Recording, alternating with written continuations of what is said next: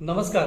मैं पुनः एक बार भाई देवगरे अपने YouTube चैनल सड़े तोड़ पर आप सभी का स्वागत करता हूं, वंदन करता हूं। मित्रों, ज्योतिर्मठ के अभिमुक्तेश्वरानंद ने आज मुख्यत्वे दो बातें कही, जिसमें से पहली बात थी विश्वासघात की। विश्वासघात मतलब क्या? तो उनके कहने के हिसाब से भाजपा ने उद्धव ठाकरे के साथ में जो किया वो एक विश्वासघात है। दूसरी बात उन्होंने कही कि विश्वासघात जो करता है वो व्यक्ति हिंदू नहीं हो सकता।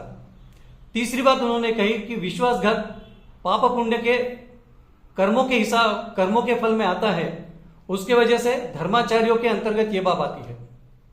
मजे की बात है मित्रों। अब विश्वासघात भाजपा ने उद्धव ठाकरे के साथ किया या उद्धव ठाकरे ने भाजपा के साथ किया? याद करो 2019 में शिवसेना मोदी के चेहरे पे चुनाव चुनकर आई थी। जब संख्या बल में देखा कि भाजपा फंस रही है, उस वक्त उसी कांग्रेस के साथ में शिवसेना चली गई थी, जिस कांग्रेस ने हमेशा हिंदू लोगों का घात किया हुआ है। उसके बाद में जो हुआ वो मेरे को नहीं लगता कोई विश्वासघात की राजनीति है, क्योंकि इससे बड़ा विश्वासघात हो ही नहीं सकता।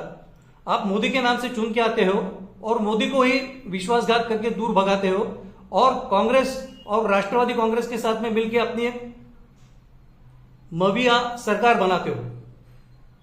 जिस झूठ के बल पे आज लोकसभा 2024 की निवडणूक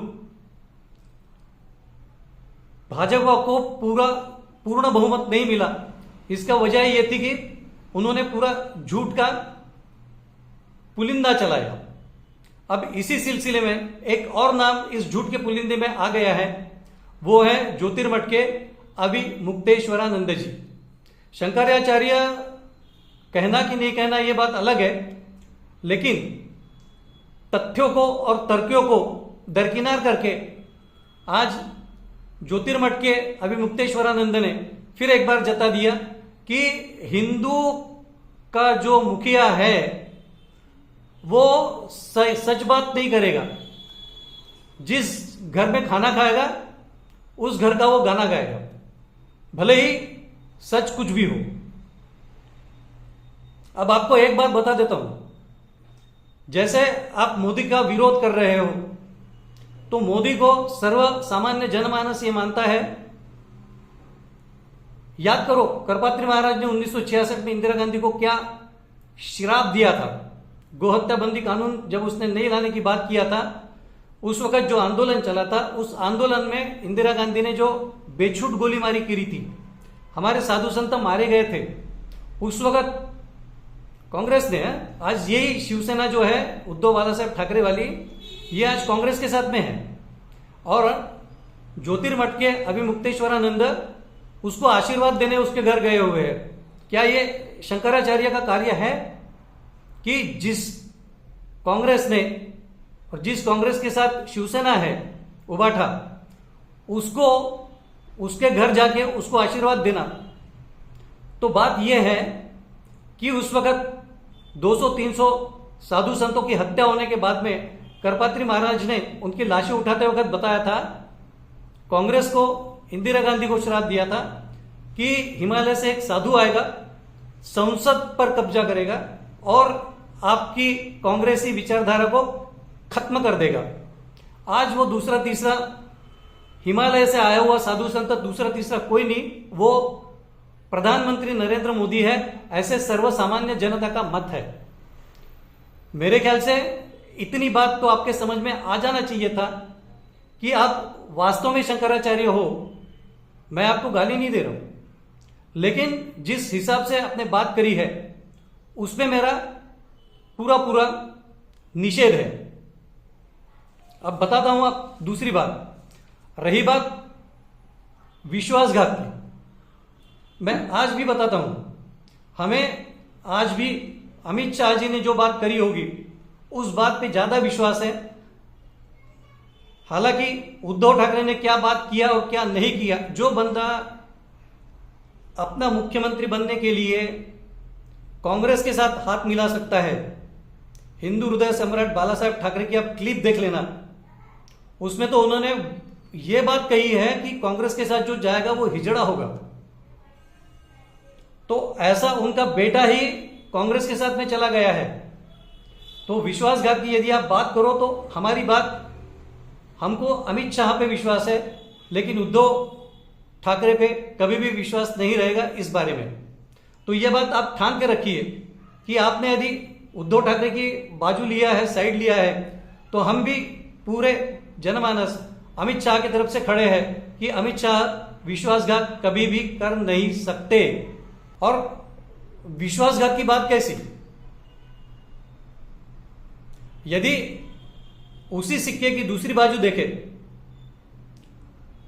तो पहले ढाई साल इन्होंने चीन के शिवसेना का मुख्यमंत्री था, आज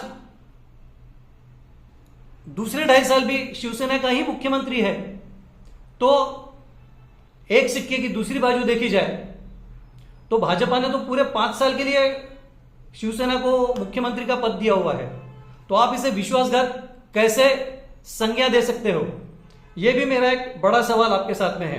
वास्तव में देखा जाए तो शंकराचार्य का काम होता है कि हिंदू जनमानस में जाके वेद पुराण जो भी है, जो सामान्य जन को समझ में नहीं आता, उसको इजी भाषा में, सोपी भाषा में लोगों तक पहुंचाने का, हिंदू धर्म का प्रचार करने का, प्रसार करने का, यह काम सही में देखा जाए तो शंकराचार्य को होता है।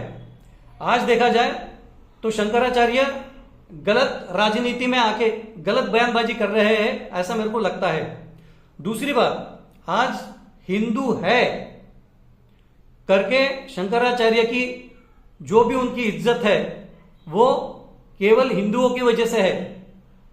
और आप उन्हीं लोगों को साथ दे रहे हो कि जो हिंदू लोगों के खिलाफ है।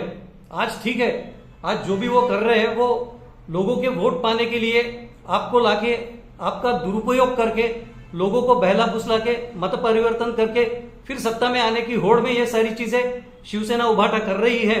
ये बात ठीक है, लेकिन आप भी उनके चाल में फंस रहे हो। इस बात पे सख्त नाराजगी है, सामान्य जन की नाराजगी है। लोगों को समझ में आ रहा है कि शंकराचार्य ऐसे बात कर ही नहीं सकते। शंकराचार्य वास्तव में यदि शंकराचार्य होते तो इस तरीके से बातें नहीं हो सकती। ये विवादास्पद बातें हैं। और एक बार आपको मैं बता दूं, एक बार हिंदू जनमानस या हिंदू लोगों का बहुसंख्यत्व कम होकर शांति दूतों का बहुसंख्यत्व आ जाएगा तो याद रखना, आप ही के धर्मदंड से आपको पीट के ये लोग आपको बाहर निकालेंगे, आपको रखेंगे तक नहीं एक दिन के लिए धर्माचार्य करके। ये आप लिख लेना। आपका काम है हिंदू धर्म के साथ में रह के हिंदू धर्म का काम करना। आपको याद है ना, दिवाली के दिन शंकराचार्य को ही इन्होंने अरेस्ट किया था। क्या किया था आपने? कोई लोग नहीं आए थे, लोगों को थोड़ा दुख हुआ, लेकिन कोई क्यों नहीं आया आपकी तरफ? इसका कारण यह है कि शंकराचार्य हिंदू लोगों के लिए कुछ करते हैं, ऐसा लोगों को दिखता ही नहीं है। अब दूसरा, आपने जो प्रतीकात्मक केदारनाथ मंदिर की बात करी, आपने जो पादुका, शंकराचार्य जी की पादुका जिसका पूजन किया उद्धव ठाकरे के घर में, वो क्या था? वो शंकराचार्य का प्रतीक था, बराबर है? तो प्रतीकात्मक शंकराचार्य की पूजा पाद्य पूजा से होगी। तो केदार हिमोत्कृष्ट है। केदारनाथ मंदिर तो हिमालय में है, लेकिन क्या प्रतीकात्मक उसकी कभी गणेशोत्सव में झांकियां नहीं निकली? कभी दुर्गोत्सव में उसकी झांकियां नहीं निकली है। प्रतीकात्मक था, कुछ काल के लिए था। लेकिन अब ये जो है, यदि केदारनाथ मंदिर प्रतीकात्मक दिल्ली में बनता है तो उसमें संदेह रहने का या तो फिर झगड़ा करके विवाद उत्पन्न करने की जरूरत ही नहीं है। जो लोग हिमालय नहीं जा सकते, क्या वो दिल्ली के मंदिर में जाके अपनी आस्था से केदारेश्वर का दर्शन नहीं कर सकते? कर सकते। मन चंगा तो कटौती में गंगा। लेकिन तुम्हारा मन चंगा हो तब कठौती में गंगा। नहीं तो फिर ये तो विवाद खड़ा करना शंकराचार्य का काम नहीं है। शंकराचार्य का काम है कि हिंदू धर्म प्रसार करना, हिंदू सब एक करना। जो काम छत्रपति शिवाजी महाराज ने किया था, 18 पगड़ जाति को इकट्ठा किया था, कई लाख लोगों को उन्होंने धर्मांतरित कर हुए थे, उनको वापस किया था, घर वापसी करके हिंदू धर्म में लाया था। वैसे ही संत पाचलेगांवकर महाराज ने भी यही काम किया था, कई लाख लोगों को हिंदू धर्म में वापस लाया था। यह काम शंकराचार्य का है, ना कि लोगों को राजनीति सिखाने का, विश्वासघात सिखाने का और प्रतीकात्मक मंदिर क्या है क्या नहीं है ये सिखाने का। अच्छा, 228 किलो का सोना चोरी हो गया, तो ये तो रिपोर्ट आपने कोर्ट में करना चाहिए था, पुलिस में जाना चाहिए था। और इस बारे में बद्री केदार ट्रस्ट के जो अध्यक्ष है उन्होंने आपको खासा अच्छा जवाब दे दिया है कि भैया इसमें 1000 किलो तांबा, 228 किलो चांदी और 23 किलो का सोना, इतना ही था। 23 किलो का सोना मतलब जो ऊपर तांबे के ऊपर परत चढ़ाते हैं वो 23 किलो की थी सोने की। आपने उसी को 228 किलो चांदी के भाव में चांदी के तोले में तोल दिया। तो ये क्या चल रहा है आपका? आपको ये विवाद में जाना ही नहीं था एक्चुअली। और 228 किलो सोना केदारनाथ से गायब कर दिया गया। उनको चैलेंज भी करना चाहता हूं कि वो तथ्य लाएं सामने, साक्ष्य लाएं। आज तक कोई जांच तक नहीं बैठाई गई, केवल विरोध करने के लिए, सनसनी फैलाने के लिए और कांग्रेस के एजेंडे को आगे बढ़ाने के लिए अगर वो कार्य कर रहे हैं तो ये बेहद दुर्भाग्यपूर्ण है। मैं ये पूछता हूं, कौन सा शंकराचार्य उस वक्त खड़ा हो गया था जब मनमोहन सिंह ने 1000 किलो का जो सोना था जब गिरवी रखा था, तब कोई शंकराचार्य खड़ा होकर बात किया? जब 70 साल तक के राम मंदिर की बात चल रही थी, राम मंदिर का पॉलिटिकल विल नहीं दिख रहा था, ऐसे सिलसिले में भी जब प्रधानमंत्री मोदी, जो हिमालय से संत आया हुआ है कांग्रेस की विचारधारा खत्म करने के लिए, उन्होंने इसके पीछे पड़ के पॉलिटिकल विल लगा के जब राम मंदिर खड़ा किया था, तो उस वक्त भी आपने कोई बयानबाजी नहीं करनी चाहिए थी। 70 साल में कौन से शंकराचार्य ने वहां पे राम मंदिर के लिए लोगों के साथ, कांग्रेस के साथ झगड़ा किया? जब राम मंदिर बन गया, राम मंदिर बनने के बाद फिर सारे लोग कूद गए उसमें, क्योंकि उनको ऐसा लग रहा था कि राम मंदिर का श्रेय यदि अपने पास आ जाए तो अपना भला होगा। लेकिन इसमें वास्तव में जो भला किया है वो भी मोदी ने किया है। तो मैं आज इतना ही कह रहा हूं कि शंकराचार्य, यदि आप सही में शंकराचार्य हो गए तो आपका हिंदू धर्म प्रसार का काम करो, सारे लोगों को, सारे हिंदुओं को इकट्ठा करने का काम करो, ना कि वो लोगों के पीछे पड़ो जो लोग हिंदू लोगों को ही काटते हैं। पालघर संत हत्याकांड क्या हो गया? कभी आपने पूछा उद्धव ठाकरे को, उसके घर में पाद्य पूजा कर रहे थे तो, कि भैया पालघर संत के कुछ केस का कुछ हुआ आगे कि नहीं हुआ, कितने लोग अंदर किए नहीं किए?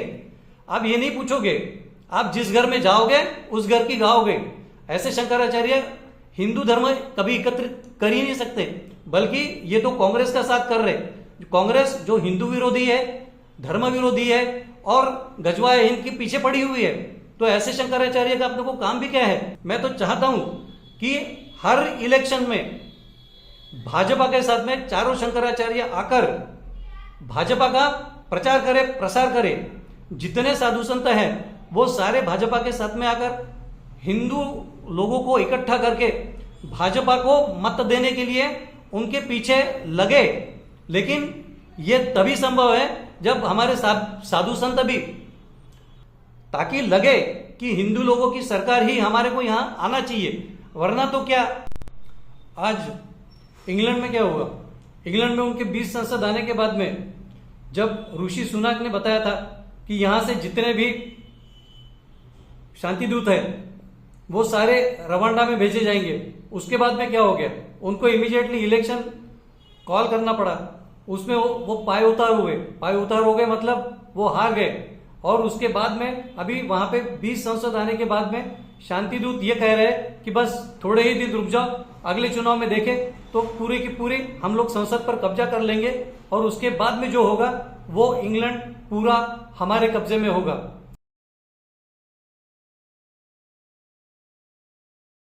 In 1997 we got our first Muslim MP.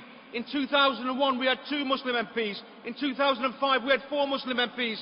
Inshallah in 2009-10 we'll have 8 Muslim MPs. In 2014 we'll have 16 Muslim MPs. At this rate the whole parliament will be Muslim. But you know, we've got 4 Muslim MPs, there should be 20 Muslim MPs in Parliament, and inshallah very shortly we'll see that.